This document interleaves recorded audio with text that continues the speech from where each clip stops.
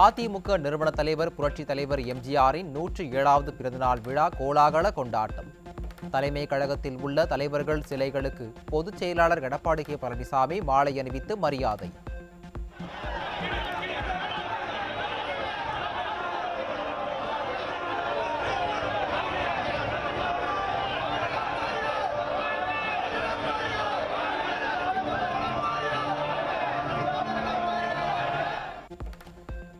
தலைமை கழகத்தில் அதிமுக கொடியை ஏற்றி வைத்தார் பொதுச் செயலாளர் எடப்பாடி கே பழனிசாமி.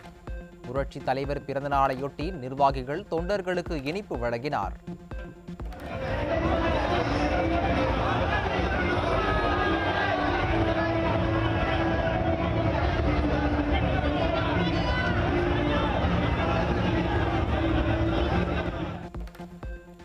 புரட்சி தலைவர் பிறந்த நாளையொட்டி தலைமை கழகத்தில் 107 கிலோ கேக் வெட்டி கொண்டாட்டம்.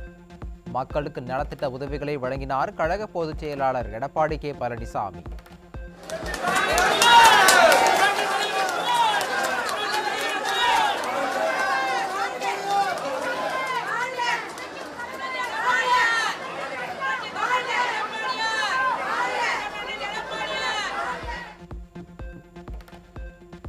புரட்சி தலைவர் எம்ஜிஆரின் 107வது பிறந்த நாளையொட்டி தமிழகம் முழுவதும் அதிமுகவின் ரத்தத்தின் ரத்தங்கள் உற்சாக கொண்டாட்டம்.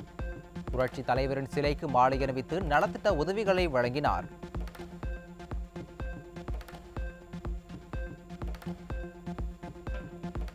புரட்சி தலைவரின் பிறந்த நாளில் தீய சக்திகளை தேர்தல் களத்தில் அப்புறப்படுத்த கழக நிர்வாகிகள் சூளுரை ஏற்க வேண்டும். புரட்சி தலைவர் எம்ஜிஆரின் 107வது பிறந்த நாளை முன்னிட்டு கழக நிர்வாகிகள் மற்றும் உடன்பிறப்புகளுக்கு பொதுச் செயலாளர் மடல்.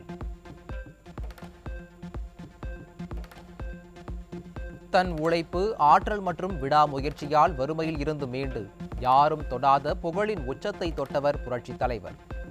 மக்கள் வறுமையை களைய வேண்டும் என அரசியல் களம் புகுந்து அதிலும் வென்று காட்டியவர் புரட்சி தலைவர் என்றும் கழக பொதுச் செயலாளர் எடப்பாடி கே பழனிசாமி பெருமிதம்.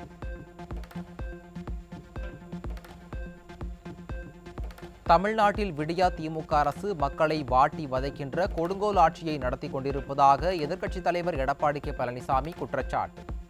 விடியா திமுக அரசின் கொடுங்கோன்மைக்கு முற்றுப்புள்ளி வைப்பதற்கான நாள் நெருங்குவதாகவும் தமிழக மக்கள் தேர்தல் களத்தில் அதிமுகவுக்கு மகத்தான வெற்றியை தருவார்கள் எனவும் நம்பிக்கை.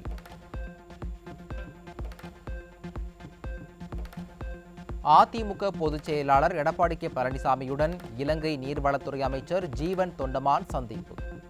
மரியாதை நிமித்தமாக சந்தித்து பொங்கல் பண்டிகை வாழ்த்துக்களை கூறினார். ஜல்லிக்கட்டு மாடுபிடி வீரர்களுக்கு மாதம் 1000 ரூபாய் உதவித்தொகை வழங்கப்படும் என தனது தேர்தல் அறிக்கையில் தெரிவித்திருந்ததை விடியா திமுக அரசு உடனடியாக செயல்படுத்த வேண்டும்.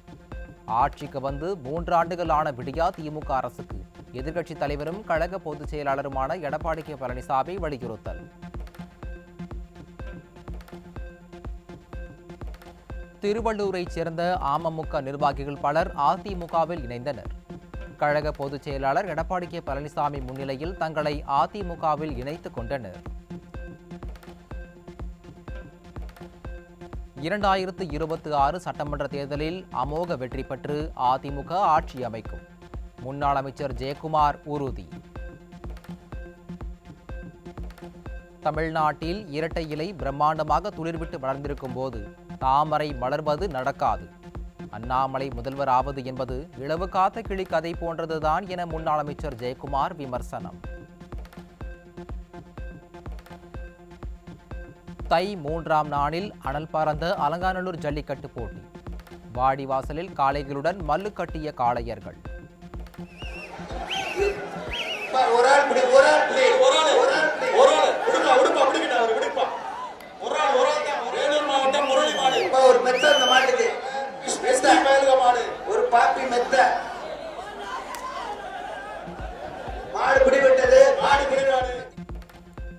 அலங்காநல்லூர் ஜல்லிக்கட்டில் அநாகரிகமாக நடந்து கொண்ட அமைச்சர் மூர்த்தி. வாரிசு அமைச்சர் அருகில் இருந்து கொண்டே வர்ணனையாளரை வசை பாடியதால் சலசலப்பு. என்ன சொல்ற கேட்டு சொல்லு, ஓமோனுக்கு சொல்லாத, புரியுதா? மைக்க வையலனா மைக் பேசினா போதும். நான் உன சொன்னா நீ உன சொல்ற, பார்த்து கேட்டு சொல்லு. பார்த்து அமைச்சர் மூர்த்தி நாற்காலியை நடிகர்களுக்கு கொடுத்த வாரிசு அமைச்சர் உதயநிதி செயலால் சர்ச்சை. எங்க அண்ணன் அமைச்சர் மூர்த்தியை விட நடிகர்கள் பெரிய ஆளா என்று கொந்தளிக்கும் மதுரை திமுக உடன்பிறப்புகள். அடுத்ததாக மதுரை மாவட்டம் ஊமச்சிகுளம் SR மறை ஒரு ஆள் அலைரம்பி விட்டுறாத பிடிச்சிக்கிட்டே போ எல்லாம் தட்டியா வீரன் வெற்றி விட்டுருப்பா காலை விட்டுருப்பா. அலங்காநல்லூர் ஜல்லிக்கட்டை பார்க்க வந்த மக்கள் மீது விடிய அரசின் ஏவல் துறையினர் தடியடி. காவல்துறை தாக்குதல் நடத்தியதில் ஒருவர் மயங்கி விழுந்ததால் பரபரப்பு. அலங்காநல்லூர் ஜல்லிக்கட்டு போட்டியில் விஷமத்தை விதைத்த விடியா திமுக அரசு.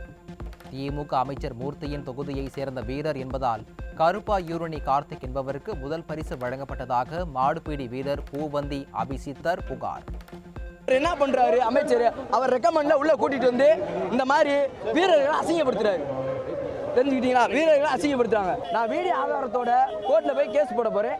எனக்கு வந்து பரிசு முக்கியம் இல்ல, என்னை அறிவிச்சா போதும். எனக்கு கார் பரிசு தேவையில்லை, என்னை ஃபர்ஸ்ட் பரிசு அறிவிச்சா போதும்.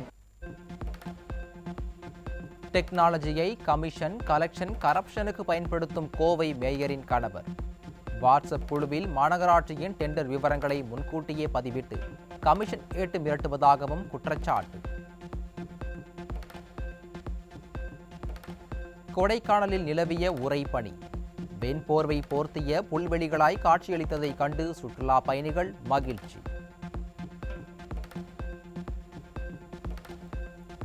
எல்லை தாண்டி மீன் பிடித்ததாக கூறி பாம்பன் விசைப்படகு மீனவர்கள் 18 பேர் கைது.